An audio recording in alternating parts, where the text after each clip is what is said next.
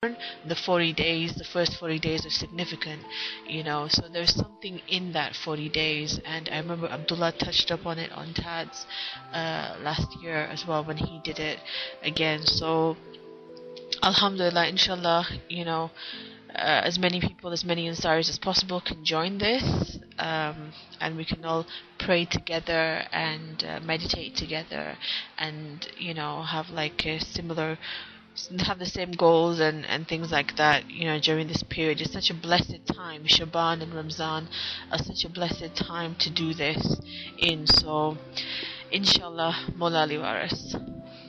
Alhamdulillah, there's a manual about the 40-day journey on the Hashim Studios in the library section, to accompany this journey. And I mean, personally, I was like umming and ahhing before. I was thinking, should I do it in Muharram or should I do it now? Am I ready to take the 40-day journey? And then I just started to think to myself, like, should I do it in Muharram?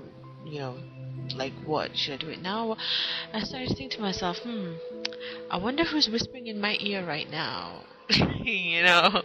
Like, it's so obvious. I mean, what are you scared of? What am I scared of?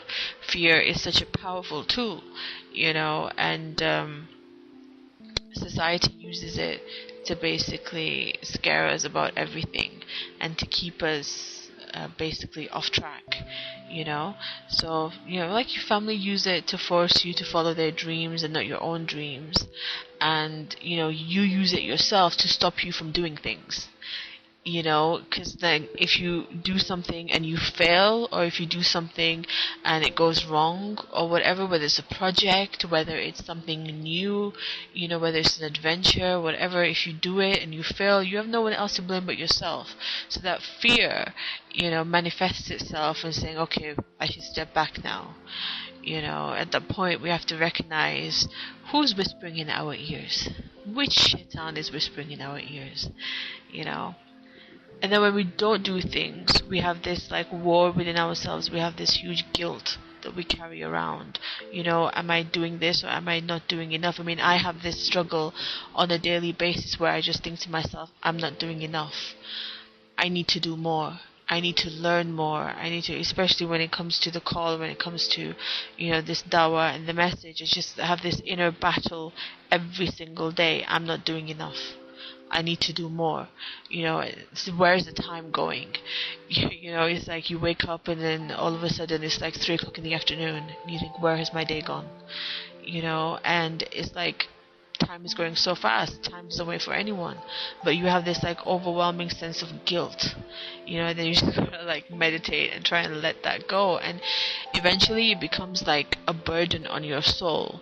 The soul is where you have longing and aspiration and idealism, and you have these like dreams, and we basically like ask yourselves, that's the place where you ask yourself, how do I make a difference? How do I want to contribute? What is my purpose? Where is inspiration, creativity, insight, consciousness, choice making? It's all there. It's all up in your soul, in your soul, in your being. You ask these questions, these questions echo in your being, whether you realize it or not. And when you realize this, when you realize what your position is, what you can do, when you realize your potential as a human being, then you become agents for change and transformation. But until we realize our potential, we'll always be held back. There'll always be this like fence you have to jump, and the fence is getting taller and taller and taller. And eventually it's just gonna become like a brick wall that you can't get through. So we have to realize we can do something. We can make a change. We can, work and work and work, like the Imam says. Alhamdulillah. Alhamdulillah. So what would a HSR show with me, Laila Ali, be without a reading from Paulo Coelho, like The Flowing River? I love this book, and I love Paulo Coelho and his work, alhamdulillah. So I picked a story called Living Your Own Legend. It says, I reckon that it takes about 3 minutes to read each page in this book. Well, according to statistics, in that same space of time, 300 people will die, and another 620 will be born. I might take half an hour to write each page. I might take half an hour to write each page. I'm sitting at my computer concentrating on what I'm doing, with books all around me, ideas in my head, cars driving past outside. Everything seems perfectly normal, and yet during those 30 minutes, 3,000 people have died, and 6,200 have just seen the light of the world for the first time. Where are those thousands of families who have just begun to mourn the loss of someone, or to smile at the arrival of a son, daughter, nephew, niece, brother, or sister? I stop and reflect a little. Perhaps many of those people were reaching the end of a long and painful illness, and some people are relieved when the angel comes for them. Then again, hundreds of those children who have just been born will be abandoned the next moment and will go on to form part of the death statistics before I have even finished writing this page. How strange. A simple statistic which I happen to read, and suddenly I'm aware of all those deaths and entrances, those smiles and tears. How many of them are leaving this life while alone in their rooms with no one realizing what's happening? How many will be born in secret and then abandoned outside a children's home or a convent? I think to myself that I was once part of the birth statistics and will one day be included amongst the numbers of dead. It is good to be aware that I will die. Ever since I walked the road to Santiago, I have understood that although life goes on and we are all eternal, this existence will one day end. People do not think very much about death. They spend their lives worrying about absurdities. They put things off and fail to notice important moments. They don't take risks because they think it's dangerous. They complain a lot but are afraid to take action. They want everything to change, but they themselves refuse to change. If they thought a little more about death, they would never forget to make that much postponed phone call. They would get a little crazier. They would not be afraid of this incarnation coming to an end, because you cannot fear something that is going to happen anyway. The Indians say, today is as good a day as any to leave this world. And a wise man once said, death is always sitting by your side, so that when you need to do something important, it will give you the strength and the courage that you need. I hope that you, dear reader, have got this far.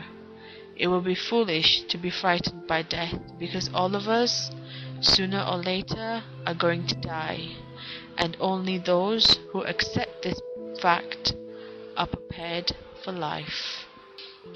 Alhamdulillah, it just makes me think of realizing the importance of right now, realizing what you're doing this moment, realizing the significance of this moment. Alhamdulillah, Alhamdulillah, because I can die, drop dead right now, and my Creator is just. So therefore, we have to be present in the moment, because we don't have the next one. We really don't. We don't have the next moment to think, okay, I'm going to do this or I'm going to do that. No, there is no I'm going to. You can hope to, you can wish to, you can pray to, but there is no I am going to. Because that doesn't make any sense. We don't own time. We don't own the moment. So being present and being mindful, being mindful of what we are doing right now is most important. And mindfulness is of the moment. Mindfulness is to be present. So ultimate mindfulness is that I can observe the right now, or I can observe this body and mind, because me, am beyond the body and mind. I'm making this radio show right now, and I am totally attentive to what's happening in this moment. So that's mindfulness.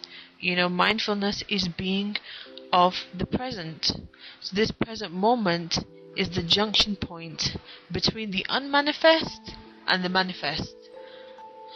The manifest is me and you and everything else here and everything that's happening right now. But I shouldn't even be saying me, because in reality there is no me. I don't exist.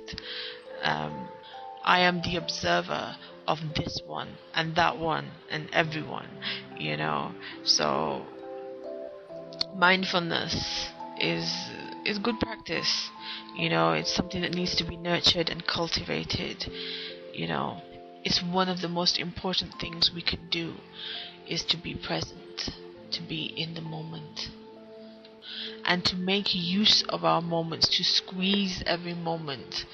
We have to. I just remember, I always picture in my head a washcloth, just full of water, and you're just squeezing every drop out of it. That's how we must think of ourselves. You just have to squeeze everything until there's nothing left, and just be mindful, and just don't let everything pass us by, just waiting for things to happen to us. Let's do things. Let's move. Let's make a change. Let's use everything Allah subhanahu wa ta'ala has given us. Let's use it, to serve this message, to serve this call, so that our Imams can be with us, so that we can be with our Imams. Let's work for that. Let's work for that opportunity. And our Creator is most merciful, and His will is just. Even if that day doesn't come, our Creator is just. Okay, so now I have a Rumi poem called Love Calls, Are You Coming? If all the harps in the world were burned down, still inside the heart there would be hidden music playing. Kindle in thy heart the flames of love, and burn up utterly thoughts and fine expressions. Reason has no way to say it's love. Only love opens that secret. Love and lover live in eternity. Other desires are substitutes for that way of being. If you want to be more alive, love is the truest of health. Love is the way messengers from the mystery tell us things. Love is the energizing elixir of the universe, the cause and effect of all harmonies. Love is a mirror. It reflects only your essence if you have the courage to look at its face. As you live deeper in the heart, the mirror gets clearer and cleaner. There is no salvation for the soul but to fall in love. Be foolishly in love, because love is all there is. It is love and lover that live eternally. Don't lend your heart to anything else. All else is borrowed. Love calls everywhere and always. Are you coming? Do not wait. Surrender for the sake of love. Die in love and stay alive forever. Allahumma salli ala Muhammad wa ali Muhammad al-Aima wal Mahdiyin wa sallim tasliman kasira. My name is Lela Ali, and you're listening to Hashim Studios Radio. Fi Manila.